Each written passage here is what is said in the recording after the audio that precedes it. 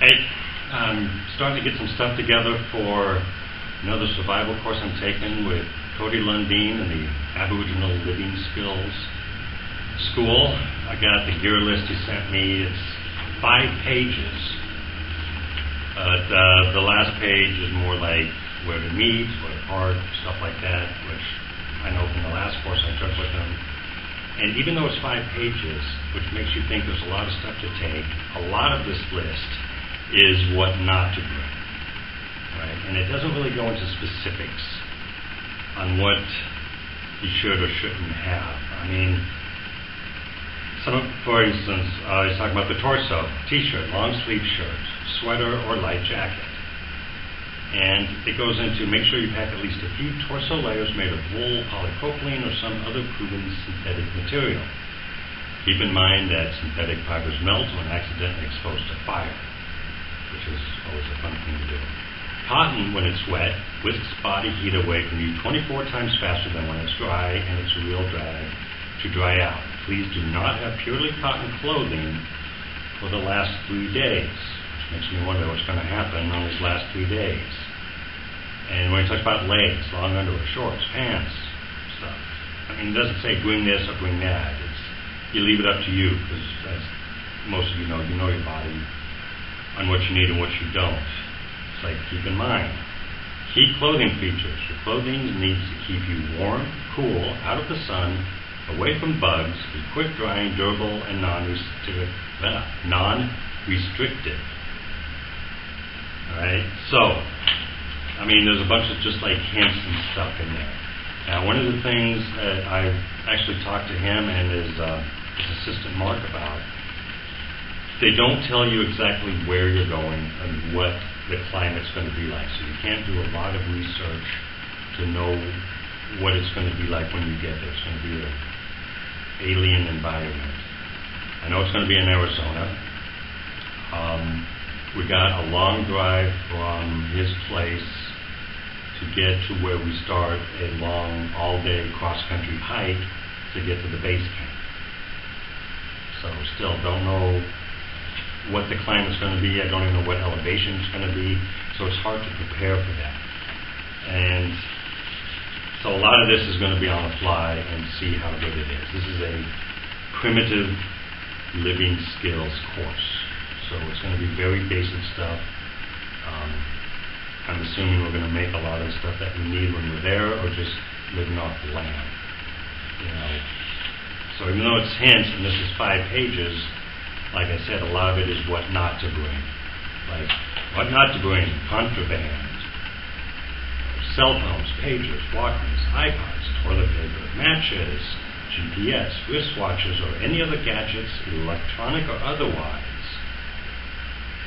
Please remember that you have signed up for a primitive living skills course. We will attempt to go back in time and live with the basic essentials that were utilized by indigenous peoples for thousands of years. Having certain modern items in the wilderness erodes the course experience and doesn't allow you and everyone else to fully disengage from concepts and comforts, real or imagined, that tie you to the modern world. And it goes on, due to this and other reasons, they consider contraband a serious thing and they can kick you off. And so the clothes is going to be light and simple. I got to tell you, one thing that was in here that I thought was interesting is it says something, I'm not sure where it is, about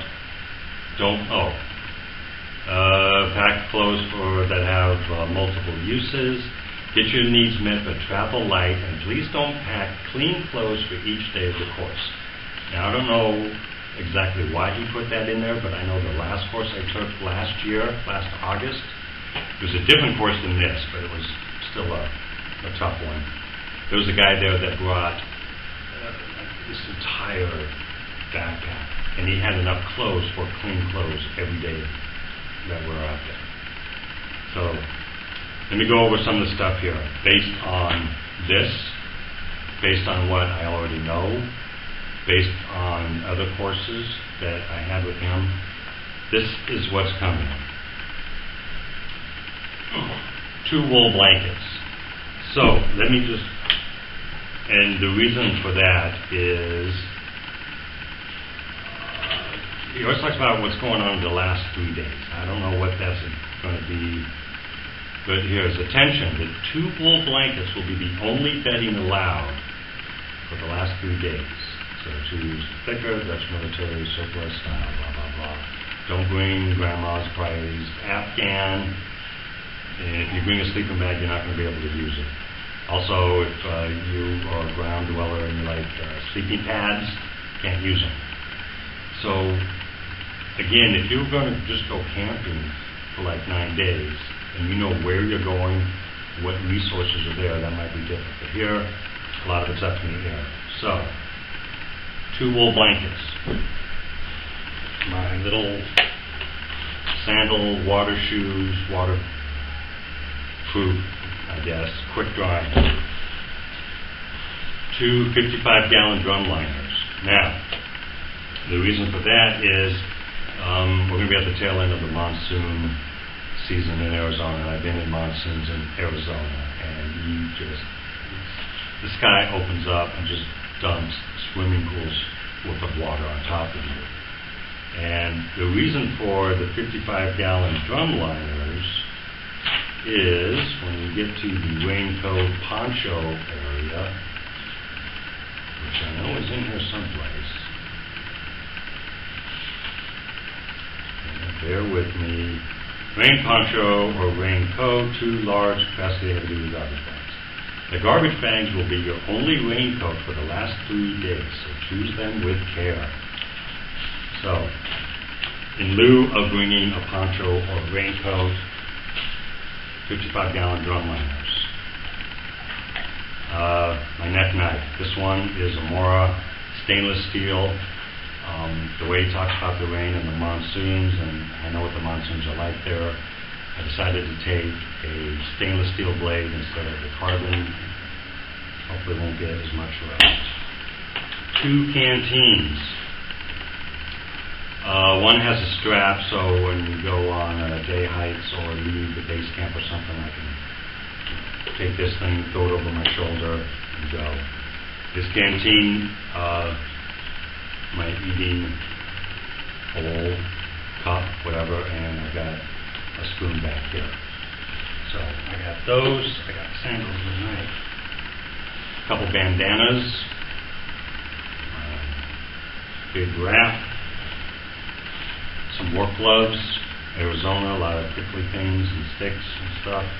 Bring those. Now, sun hat. Got to take this bad boy along with me. Got to keep some of the sun out of me. My wool buff.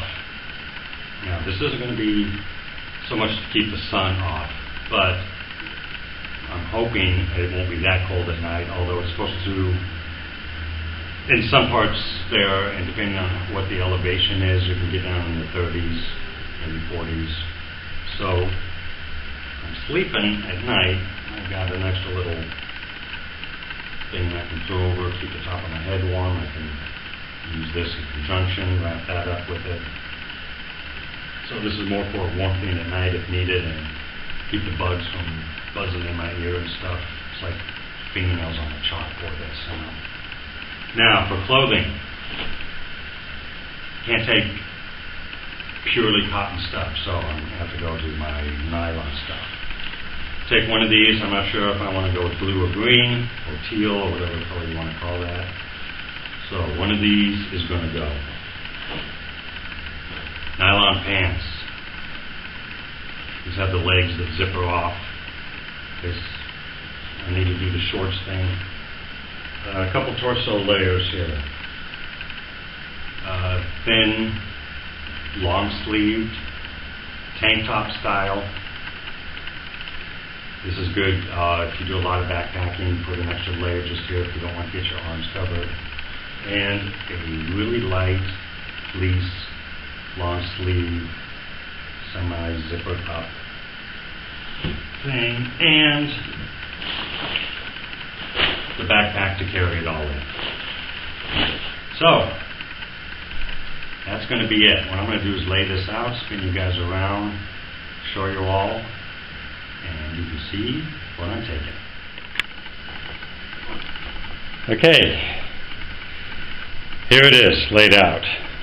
Everything I'm going to be taking. Got a shirt, pair of pants, couple extra torso layers, fleece, long sleeved, pack to carry it all in, my scarf here, a couple bandanas, shoes, some work gloves, my knife, 2 canteens, plastic bags, this is that buff head thingamajiggy, 2 wool blankets, and my hat. So there it is. 9 days in Arizona, and that's all I can take with me. So, wish me luck, and if you see a follow-up video, you know I've made it. If you don't see a follow-up video, come looking for me. All right. Bye-bye.